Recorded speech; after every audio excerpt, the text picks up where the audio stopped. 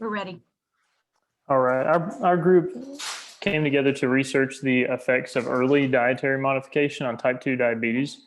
Diabetes is a big problem in our country, especially, but a lot of the patients that come into the hospital have diabetes, and a lot of times it's because it's not rightly controlled. And so our clinical question that we wanted to ask when we were doing this research project was, in newly diagnosed type 2 diabetic patients, what's the effect of early referral to a dietitian in conjunction with frequent follow-up care on the patient's glycemic control or hemoglobin A1C? So basically, we wanted to know if we could provide early dietary counsel, if that would be more effective than the current treatment.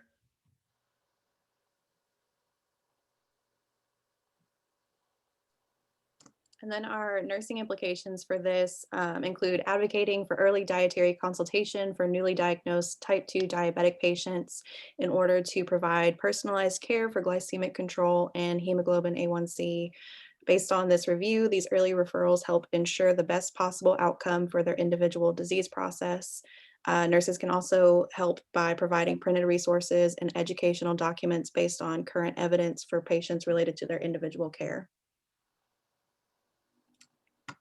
This review of literature overwhelmingly supported that early interventions with a medical nutrition therapist improved outcome in diabetes control. As stated by AVERT 2019, in providing support by an MNT, there was a decrease of up to 2% in hemoglobin A1C.